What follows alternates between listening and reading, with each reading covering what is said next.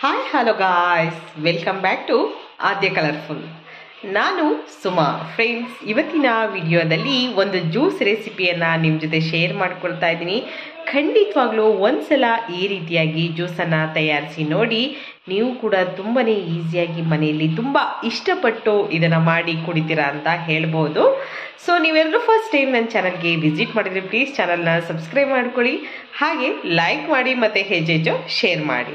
ಬನ್ನಿ ಇವತ್ತಿನ ವಿಡಿಯೋ ಶುರು ಮಾಡೋಣ. ಈಗ ನಾವು ಒಂದು ಪಾತ್ರೆಯನ್ನು ತಗೊಂಡಿದ್ದೀವಿ. ಆ ಪಾತ್ರೆಯಲ್ಲಿ ನಾನು 1 ಕಪ್ ಆಗುವಷ್ಟು ಸಕ್ಕರೆಯನ್ನು ಹಾಕ್ಕೊಳ್ತಾ ಇದ್ದೀನಿ. ಈ ರೀತಿಯಾಗಿ ಸೈಡಲ್ಲೆಲ್ಲ ಪೂರ್ತಿಯಾಗಿ ಹರಡ್ಕೊಳ್ತಾ ಇದ್ದೀನಿ. ಇಷ್ಟು ರುಚಿಯಾದ ಅದ್ಭುತವಾದ ಜ್ಯೂಸನ್ನ ಮಾಡಿ ಕುಡಿದ ತಕ್ಷಣ ನೀವು ಇದರ ರುಚಿನ ಮರೆಯೋದಿಲ್ಲ. ಅಷ್ಟು ಟೇಸ್ಟಿಯಾಗಿ ಆಗುತ್ತೆ ಈ ಒಂದು ರೆಸಿಪಿ.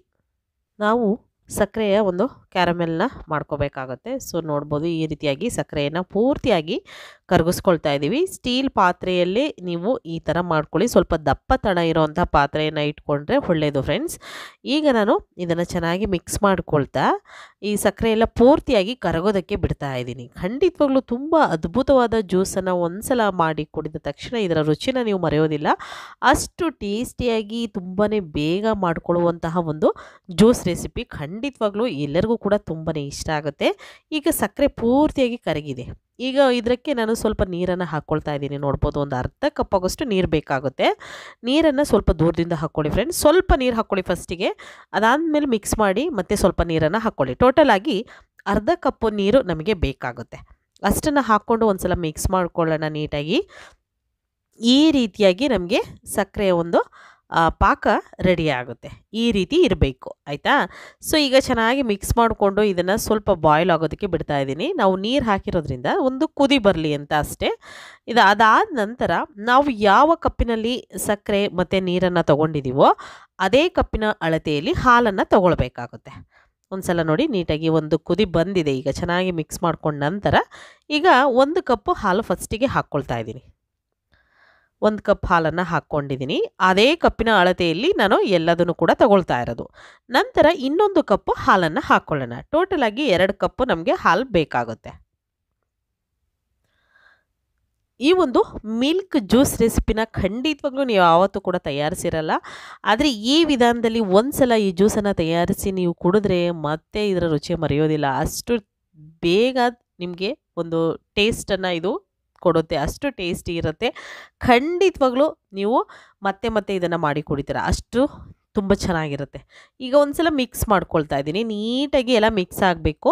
ಸೊ ಈಗ ಇದು ಒಂದು ಕುದಿ ಬರಲಿ, ಆಯಿತಾ? ಅಲ್ಲಿವರೆಗೂ ಇದನ್ನು ಹಾಗೆ ಬಿಟ್ಬಿಡೋಣ. ಒಂದು ಕುದಿ ಬಂದ ನಂತರ ಅದಾದಮೇಲೆ ಈ ಕಡೆ 1 ಟೇಬಲ್ ಸ್ಪೂನ್ ಆಗುವಷ್ಟು ನಾನು ಕಸ್ಟರ್ಡ್ ಪೌಡರ್ನ ತಗೊಳ್ತಾ ಇದ್ದೀನಿ. ವೆನಿಲಾ ಕಸ್ಟರ್ಡ್ ಪೌಡರ್ನ ತಗೊಳ್ತಾ ಇದ್ದೀನಿ. ಐಸ್ ಕ್ರೀಮ್ಗೆ ಎಲ್ಲ ಉಪಯೋಗಿಸ್ತಾರಲ್ವ, ಆ ಒಂದು ಪೌಡರ್ನ ತಗೊಳ್ತಾ ಇದ್ದೀನಿ. ಫ್ರೂಟ್ ಸಲಾಡ್ಗೆಲ್ಲ ಮಾಡಬೇಕಾದ್ರೆ ಹಾಕ್ಕೊಳ್ತೀವಲ್ವ ಅದು. ಅದನ್ನು ಈಗ ಒಂದು ಬೌಲಿಗೆ ಹಾಕ್ಕೊಳ್ಳೋಣ. ಹಾಕಿದ ನಂತರ ಇದಕ್ಕೆ ಸ್ವಲ್ಪ ನೀರನ್ನು ಹಾಕ್ಕೊಂಡು ಕಲಿಸ್ಕೊಳ್ಳೋಣ. ಸ್ವಲ್ಪ ನೀರನ್ನು ಹಾಕ್ಕೊಳ್ತೀನಿ. ನೀರು ಅಥವಾ ಹಾಲು ಯಾವುದನ್ನು ಬೇಕಿದ್ರೂ ಕೂಡ ಹಾಕ್ಕೊಳ್ಬೋದು. ನಾನು ಸ್ವಲ್ಪ ನೀರನ್ನೇ ಹಾಕ್ಕೊಂಡು ಇದನ್ನು ಕಲಿಸ್ಕೊಳ್ತೀನಿ.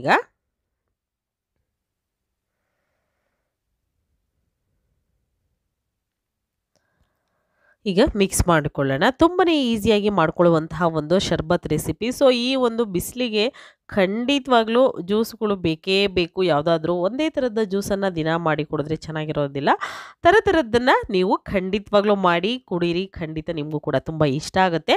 ಈಗ ಒಂದ್ಸಲ ಮಿಕ್ಸ್ ಮಾಡಿಕೊಂಡು ಸ್ವಲ್ಪನೂ ಕೂಡ ಗಂಟಿಲ್ಲದ ಹಾಗೆ ನಾನು ಈ ಒಂದು ಕಸ್ಟರ್ಡ್ ಪೌಡರ್ನ ಮಿಕ್ಸ್ ಮಾಡಿಕೊಂಡು ತಗೊಂಡಿದ್ದೀನಿ. ನಂತರ ಇನ್ನೊಂದು ಬೌಲ್ ತೊಗೊಂಡಿದ್ದೀನಿ. ಈ ಬೌಲಿಗೆ ನಾವು 1 ಸ್ಪೂನ್ ಆಗುವಷ್ಟು ಸಬ್ಜಾ ಸೀಡ್ಸ್ನ ಹಾಕ್ಕೊಳ್ಳೋಣ. ನಿಮಗೆ ಜಾಸ್ತಿ ಬೇಕು ಅಂತಂದರೆ ಇನ್ನೂ ಹೆಚ್ಚು ಕೂಡ ಹಾಕ್ಕೊಳ್ಬೋದು. ಬೇಡ ಅನ್ನೋದಾದರೆ ನೀವು ಸ್ವಲ್ಪ ಹಾಕ್ಕೊಂಡ್ರು ಸಾಕು. ಇದ್ದರೆ ಹಾಕ್ಕೊಳ್ಳಿ, ಯಾಕೆಂದರೆ ಇದು ದೇಹಕ್ಕೆ ತುಂಬಾ ತಂಪು, ಆರೋಗ್ಯ ಕೂಡ ಕೊಡುತ್ತೆ. ತುಂಬ ಒಳ್ಳೆಯದು ಇದು ದೇಹಕ್ಕೆ ಸಬ್ಜಾ ಸೀಡ್ಸು. ಇದ್ದರೆ ಉಪಯೋಗಿಸಿ, ಇಲ್ಲ ಅಂತಂದರೆ ಖಂಡಿತ ತಂದು ಉಪಯೋಗಿಸಿ. ಇಲ್ಲ ಅಂತಂದರೆ ಪರವಾಗಿಲ್ಲ, ಸ್ಕಿಪ್ ಮಾಡಿ, ಏನು ತೊಂದರೆ ಇಲ್ಲ. ನಂತರ ಸ್ವಲ್ಪ ನೀರನ್ನು ಹಾಕ್ಕೊಂಡು ನಾನು ಇದನ್ನು ಒಂದು 5 ನಿಮಿಷ ನಾವು ಇದನ್ನು ಹೀಗೆ ಬಿಟ್ಬಿಡೋಣ. 5 ರಿಂದ 10 ನಿಮಿಷ ಚೆನ್ನಾಗಿ ನಮಗೆ ಈ ಕಾಳುಗಳೆಲ್ಲ ನೀಟಾಗಿ ಒಂದು ನೀರಲ್ಲಿ ನೆನೆಯೋದಕ್ಕೆ ಬಿಡಬೇಕಾಗುತ್ತೆ. ಈ ರೀತಿ ಮಿಕ್ಸ್ ಮಾಡಿಕೊಂಡು ನಾನು ಬಿಡ್ತಾ ಇದ್ದೀನಿ ಅದನ್ನು. ಈ ರೀತಿಯಾಗಿ ಮಾಡ್ಕೊಂಡ ನಂತರ ಈಗ ಹಾಲೆಲ್ಲ ಚೆನ್ನಾಗಿ ಕುದಿ ಬರ್ತಾ ಇದೆ. ಸೊ ನೋಡ್ಬೋದು ನೀವು ಈ ರೀತಿ ಬಾಯ್ಲ್ ಆದ ನಂತರ ಇವಾಗ ನಾವು ಏನು ಮಾಡಬೇಕು ಅಂದರೆ ಕಸ್ಟರ್ಡ್ ಪೌಡರ್ ಮಿಶ್ರಣ ಇದೆಯಲ್ಲ ಅದನ್ನು ಇದಕ್ಕೆ ಹಾಕ್ಕೊಳ್ಬೇಕು. ಈ ಮಿಶ್ರಣನ ಹಾಕ್ಕೊಂಡು ಒಂದ್ಸಲ ಮಿಕ್ಸ್ ಮಾಡ್ಕೊಳ್ಳೋಣ. ನೀಟಾಗಿ ನಾನು ಮಿಕ್ಸ್ ಮಾಡ್ಕೊಳ್ತಾ ಇದ್ದೀನಿ. ಇದೇ ರೀತಿಯಾಗಿ ಮಿಕ್ಸ್ ಮಾಡ್ಕೋಬೇಕು. ಸ್ವಲ್ಪ ಯಾಕೆ ಅಂತಂದರೆ ಅದು ಸ್ವಲ್ಪ ಗಟ್ಟಿ ಇರುತ್ತೆ, ಹಾಗಾಗಿ ಕಸ್ಟರ್ಡ್ ಪೌಡರ್ನ ಹಾಕಿ ಹಾಗೆ ಕೈ ಆಡಿಸ್ಲಿಲ್ಲ ಅಂತಂದರೆ ಕೆಳಗಡೆ ತಳ ಅಂಟ್ಕೊಂಡ್ಬಿಡುತ್ತೆ. ಅದಕ್ಕೋಸ್ಕರ ಈಗ ಮಿಕ್ಸ್ ಮಾಡಿಕೊಂಡು ತಗೊಂಡೆ. ಅದಾದ ನಂತರ ಇದನ್ನು ನಾವು ಏಲಕ್ಕಿ ಪೌಡರ್ ಸ್ವಲ್ಪ ಇದಕ್ಕೆ ಹಾಕ್ಕೊಳ್ಬೇಕಾಗತ್ತೆ. ಒಂದು ಸಲ ಚೆನ್ನಾಗಿ ಮಿಕ್ಸ್ ಮಾಡಿಕೊಂಡು ಒಂದು ಕುದಿ ಬರಲಿ, ಜಾಸ್ತಿ ಏನು ಬೇಡ. ಒಂದು ಕುದಿ ಬಂದಮೇಲೆ ಸ್ವಲ್ಪ ಏಲಕ್ಕಿ ಪೌಡರ್ನು ಕೂಡ ಹಾಕ್ಕೊಳ್ಳೋಣ. ಒಂದು ಅರ್ಧ ಸ್ಪೂನ್ ಆಗುವಷ್ಟು ಏಲಕ್ಕಿ ಪೌಡರ್ನ ನಾನು ಇದಕ್ಕೆ ಸೇರಿಸ್ಕೊಳ್ತಾ ಇದ್ದೀನಿ.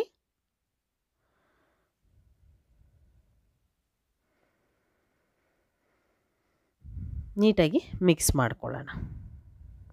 ಮಿಕ್ಸ್ ಮಾಡಿಕೊಂಡು ಪೂರ್ತಿಯಾಗಿ ತಣ್ಣಗಾಗೋದಕ್ಕೆ ಬಿಡಬೇಕಾಗುತ್ತೆ. ಸೊ ಫ್ರಿಡ್ಜಲ್ಲಿಟ್ಟು ಅದಾದ ನಂತರ ನಾನು ತೋರಿಸ್ತಾ ಇದ್ದೀನಿ. ಪೂರ್ತಿ ತಣ್ಣಗಾದ ನಂತರ ಫ್ರಿಡ್ಜಲ್ಲಿಟ್ಟು ಚಿಲ್ಲಾಗಿರಬೇಕು. ಚಿಲ್ಲಾಗಿದ್ದರೆ ನಮಗೆ ಈ ಒಂದು ಬೇಸಿಗೆಗೆ ಅಂತೂ ಸೂಪರ್ ಅನಿಸುತ್ತೆ. ಜಾಸ್ತಿ ಬಿಸಿ ಬಿಸಿ ಇದ್ದರೆ ಅದು ಕುಡಿಯೋಕ್ಕೆ ಚೆನ್ನಾಗಿರೋದಿಲ್ಲ. ಅದಕ್ಕೋಸ್ಕರ ಈಗ ನೋಡಿ ಸಬ್ಜಾ ಸೀಡ್ಸ್ ಎಲ್ಲ ಎಷ್ಟು ಚೆನ್ನಾಗಾಗಿದೆ ಅಂತ ಈ ರೀತಿಯಾಗಿ ಆಗೋದಕ್ಕೆ ಬಿಟ್ಬಿಡಬೇಕಾಗಿತ್ತು.